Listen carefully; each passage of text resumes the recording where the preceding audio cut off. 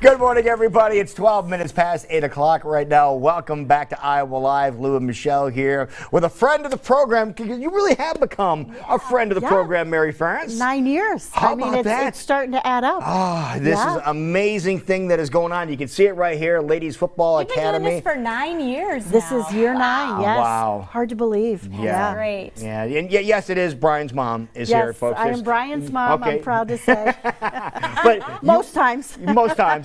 But you do have something going on, in case people are just hearing about this for the first time, which I'm not sure how they could, but maybe they are. This is really an opportunity for the ladies to get involved in football in a whole new level like they never thought they could. Right, and like nobody else gets to do. Right. It's rare. It's full access to players, coaches, and facilities.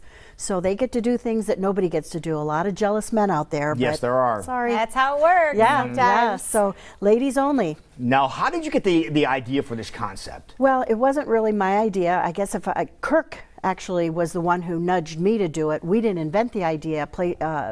Sports have been doing it for decades. All sports, all levels. I mean, we didn't invent it. But it was Kirk who kind of said, this is what you should do. I had started volunteer work with Children's Hospital 14 years ago, and then on the books was to build a new hospital. So I started thinking, well, what can I do to raise money for this new hospital?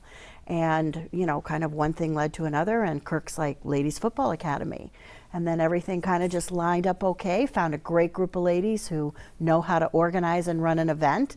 And then, of course, it's all players and coaches who do the event, and we just organize it. So it's just been a win-win for everybody. Right. So talk about what kind of what that experience is that ladies are going to kind of be a part of. When Well, it's you know, I would describe it as a total immersion into the day in the life of an Iowa football player. Okay.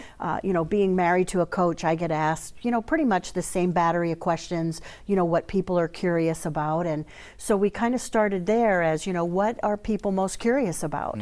And so obviously they're most curious about the players and the coaches. So it's an opportunity for the women to meet all the players and the coach, and learn about the game. The players and the coaches are the teachers, so they learn right from the people who are doing it, and it's really fun. And you know, as you know, us women, we're a big part of the fan base, and oftentimes overlooked, and sometimes we just get dragged along and we don't know anything about it.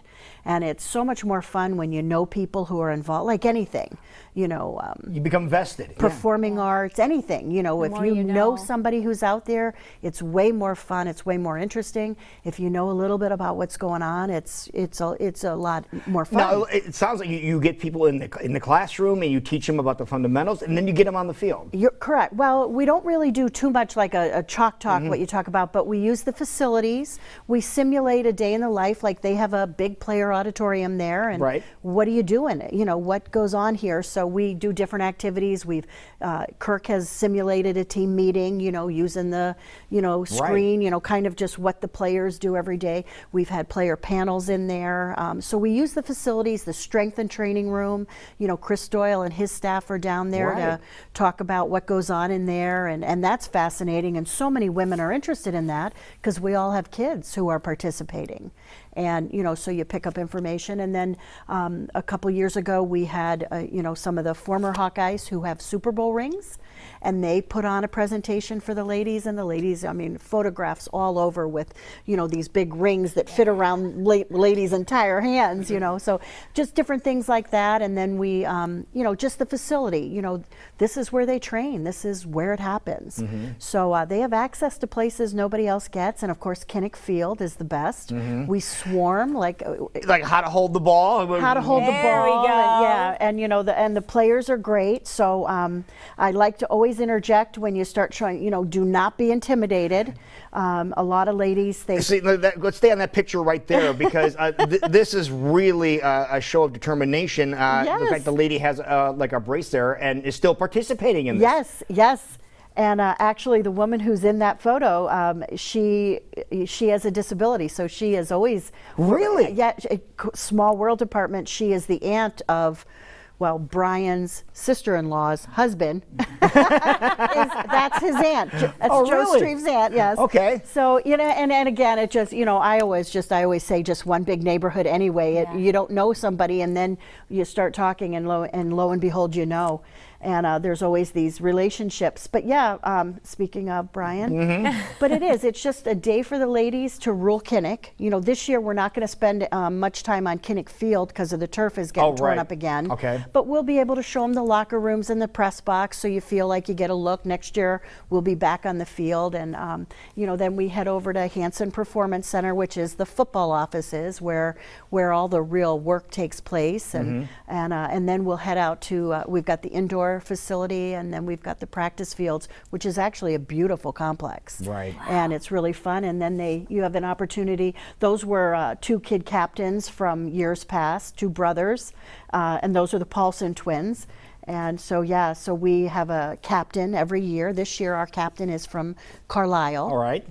Jackie Montour is her name. She's actually a grown woman now, but she had a heart transplant as a child. Oh my At goodness. Stead Family Children's Hospital. So Really? Yeah, so this will be a real fun time for us. We usually have kids and the parents kind of, you know, do the talking and represent them, but now we have a young woman who is actually, yeah, it's really cool. Do you have a limit on how many women can be a part of this? Well, event? we've never had to set a limit yet. Okay. You know, we generally have between 350 and 400, and we've never had to turn anybody away.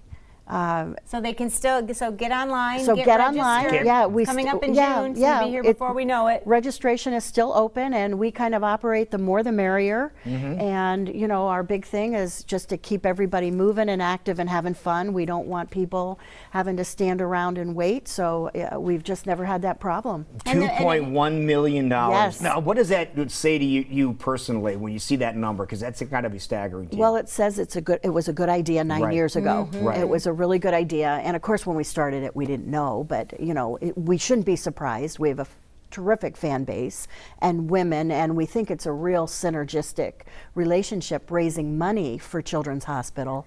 I throw out this statistic because it blew me away. 2017 was the year the new building opened up. Right. They treated 77,000 unique patients, different kids. How many? 77,000. I had That's no more idea. than it takes to fill Kinnick. So Wow. it's 50. And that's another perspective you really have to think about. Yeah, yeah. And now when you're out there, I mean, the hospital is right there adjacent. You can, I mean, we watched it literally rise from the ground over a few years, and now it's there, and you can see, you know, children up in the windows. And of course, the Iowa Wave Okay, has just changed everything. Mary, we have to wave to the kids Yeah. right now. Let's wave to Yeah. the kids right now. Okay, we're waving to the kids right now. Yep, Let's touch on that real quick. I know we're Yeah. short on time, but want to touch on that real quick. How special is that at Kinnick? Well, I think there's something about Kinnick. People think because I'm a coach's wife, I spend a lot of time there and I, you know, hang out with those guys, and that is really not true. I was down on the field, senior day, you know, when they honor the seniors, and Brian, my son, you know, graduated, and he was a senior in '07, so I was down on, this is the only time until Ladies Football Academy. And I have to I think Kinnick Field has a special energy. There is something really cool Something special about about it. Kinnick Field and being down there. And of course, whoever gets to go down there, so that's a thrill. And so no, it's really fun. And then of course with the hospital there, and it's a constant reminder of what we're there for. That's awesome. And it's a really wonderful reinforcement. So. All right, but you can get signed up right now, correct? Sign up right now, go online. Everything is online, iowaladiesfootballacademy.com, June 8th. And, What a great day, helping yep. a great cause. It's a great cause. Win-win and all sign the way up. around. It's just, Very it's a fun day. exciting. It's a fun day. Well, Mary, so great to see you It's again. always good to see you guys. Thank you so much for being here. Well, thank you for And having me. Let's see how many ladies we can get out there and have some fun Yeah, playing football. sign up. at The Kinnick. more the merrier. That works. Bring and, friends. Yeah, and for we're sure. helping out the hospital. Yes, too. of course. Wonderful. Yeah, thank you. It is.